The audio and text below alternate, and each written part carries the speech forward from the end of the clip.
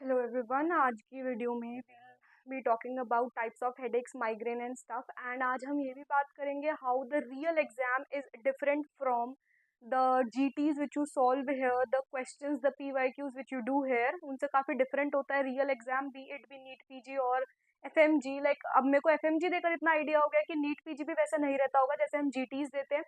So let's start with the video. पहले हम neurology I guess पूरी खत्म करने ही वाले हैं, ऑलमोस्ट एंड तक पहुंच गए हैं. उसके बाद हम कार्डियोलॉजी उठाएंगे. सो अभी स्टार्ट करते हैं हेडेक्स. तो हेडेक के अंदर हमारे पास डिफरेंट डिफरेंट टाइप्स के हेडेक हैं. जैसे कि सबसे पहले आता है मोस्ट कॉमन तो टेंशन हेडेक ही होता है, राइट. टेंशन हेडेक हो गया. एंड जो फ्रंटल यहाँ पे होता है उसे हम ऑफिस हेडेक भी कहते हैं बिकॉज वो ऑफिस आवर्स में होता है. देन क्लस्टर हेडेक को जो है वो हम एक क्लस्टर में होगा आंख के, उसको हम रेट्रो और बाइटल पेन भी कहते हैं, हेडेक भी कहते हैं. Then it is temporal headache जो है वो कौन सा हेडेक होता है जो कि हम देखते हैं जायंट सेल आर्टेराइटिस के अंदर. जायंट सेल आर्टेराइटिस के अंदर जो हमारी कॉर्ड लाइक स्ट्रक्चर बन जाता है टेम्पोरोमैंडिबुलर जॉइंट की जो है वो क्लॉडिकेशन होने लग जाती है. ईएसआर जो है वो 100 mm से ज्यादा फॉल करेगा. ये बहुत ही क्लासिकल चीज है. एक ओल्ड लेडी है, जब मैंने फिर उसकी ना वो करके देखा, उसे काट कर देखा, और वहां पे जब मैंने उसको चेक किया तो क्या पता लगा, यहाँ पे ग्रैनुलोमास मिले हमें, सिंपल जाइंट ग्रैनुलोमास देखने के लिए मिले हमें. ठीक है, ये तो बहुत आसान था. Temporal arteritis is very easy.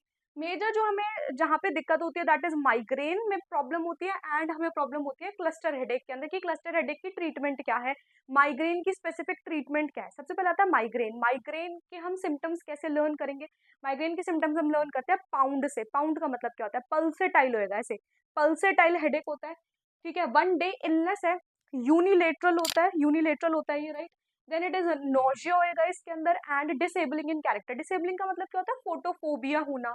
Phonophobia होना मतलब कि वो बंदा उस आवाजें भी नहीं सुननी उसे, किसी कोई लाइट नहीं देखनी उसे, सारे रूम का अंधेरा कर देगा. ठीक है, इसके लिए जो हमारे पास थ्योरी है वो थ्योरी कौन सी है, दैट इज CGRP थ्योरी कहते हैं हम उसे. CGRP आई गेस प्रोटीन है वो, उसकी थ्योरी हम इसको कहते हैं, राइट. एंड इसके लिए स्कोर जितने भी क्राइटेरियाज है वो सारे इंपॉर्टेंट है. मैंने पहले लास्ट वीडियो में बताया था. यहाँ पे मिडास स्कोर होता है हमारे पास. नेक्स्ट, अब जो इसका ट्रीटमेंट है ना वो इंपॉर्टेंट है. आप एक्यूट अटैक ऑफ माइग्रेन में क्या दोगे, एक्यूट अटैक ऑफ माइग्रेन में हम ट्रिप्टांस देते हैं, राइट. बट अगर माइल्ड इलनेस है माइग्रेन की तो हम क्या देंगे, माइल्ड इलनेस में हम एनसेड्स देते हैं. एंड प्रोफाइलिक्सिस मतलब कि कोई एक बंदा है जिसको लंबे टाइम से प्रॉब्लम है माइग्रेन की, तब हम उसे क्या देंगे, तब हम उसे प्रोपानोलोल देंगे, फ्लूनारिजीन देंगे, वैल्प्रोइड देंगे. प्लीज ऐसे मत करना सिर्फ एक ड्रग करके याद करके छोड़ दिया, बाकी की दो कोई नहीं पूछेगा. नहीं, अब वो पहली वाली आपको याद है, ये पता है एग्जामिनर को, इसलिए वो दूसरी तीसरी पूछेगा अब आपसे, है ना.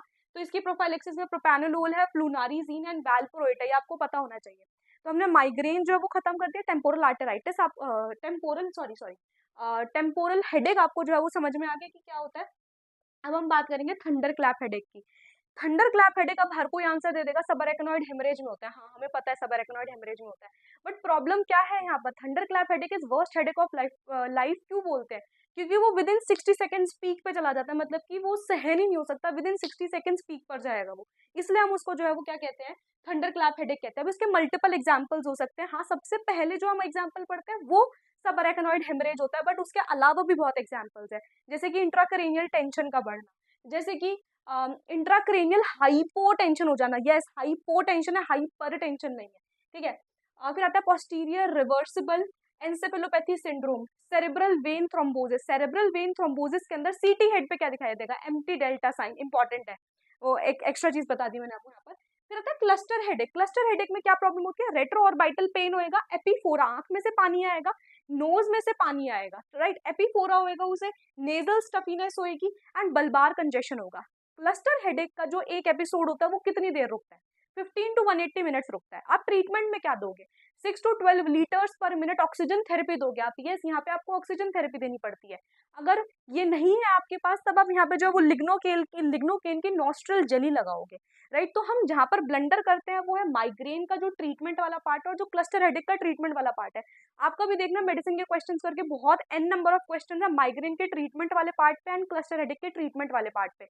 इंपॉर्टेंट है ना, क्योंकि ये दोनों ही, राइट. तो हमने थंडर क्लैप हेडेक पढ़ लिया, माइग्रेन पूरा हमने प्रॉपर्ली पढ़ लिया, माइग्रेन की थ्योरी आपको बता दी।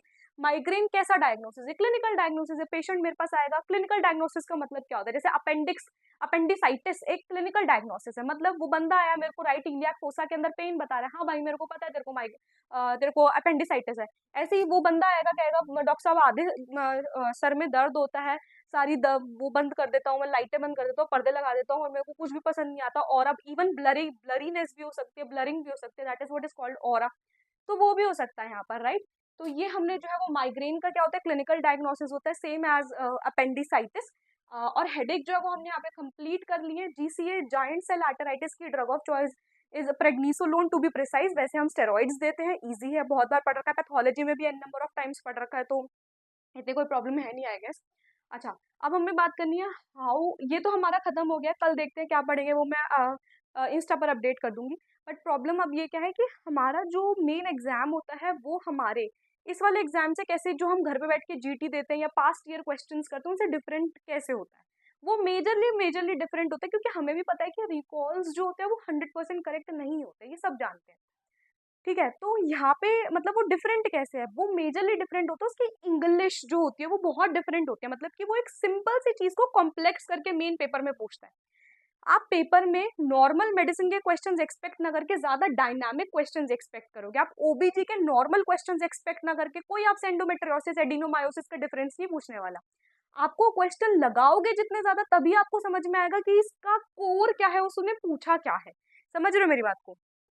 ठीक है, तो वहां पे मेजरली प्रॉब्लम होती है कि हम इंग्लिश नहीं समझ पाए, राइट।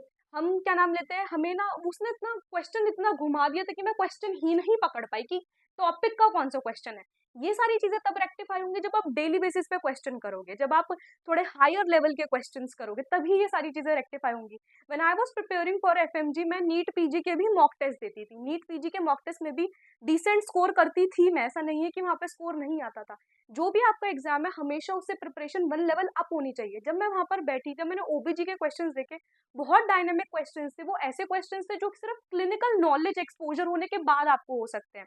ठीक है, क्लिनिकल एक्सपोजर हाँ मेरे को पता है, थोड़ा एफएमजीज को कम होता है, आईएमजीज को भी कोई इतना ज्यादा नहीं है, जो यहाँ के प्राइवेट वाले उनको भी कोई इतना ज्यादा नहीं है, हम सब इक्वल ही है, मतलब मेरे लिए तो एटलीस्ट सब इक्वल है।